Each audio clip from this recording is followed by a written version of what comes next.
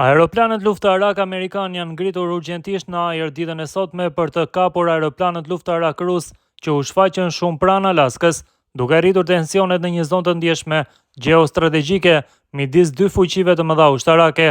Komanda e mbrojtjes ajrore të Amerikës së Veriut njoftoi se incidenti ndodhi kur dy bombardues strategjik rus të tipit Tu-95 të pajisur për fluturime me rreze të gjatë dhe të aftë për të mbajtur armë bërthamore, së bashku me dy aeroplan luftarak të avancuar Su-35 hyrë në zonën e identifikimit të mbrojtjes ajrore të Alaskës. Kjo zonë përfshin hapësirën ajrore ndërkombëtare, por çdo aeroplan që hyn atje pritet të identifikohet dhe të raportojë qëllimin e fluturimit. Në përgjigje, SBA mobilizoi 4 aeroplan luftarak F-16 për të kryer një ndërhyrje të menjëhershme, të mbështetur nga një aeroplan zbulues E-3 Century i pajisur me radar të avancuar për mbikëqyrje ajrore. Për të garantuar qëndrueshmëri të gjatë në ajër për forcat amerikane, u angazhuan gjithashtu 4 aeroplan cistern KC-135, të cilët furnizojnë me karburant avionët gjatë fluturimit.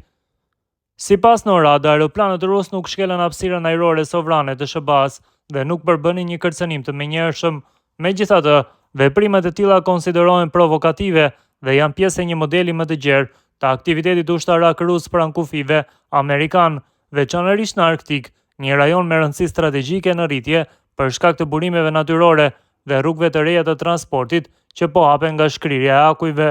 Zyrtarët amerikan theksuan se NORAD është i gatshëm 24/7 për të mbrojtur hapësirën ajrore të Amerikës së Veriut dhe për të përballuar çdo lloj kërcënimi që mund të paraqitet në mënyrë të shpejtë dhe të koordinuar.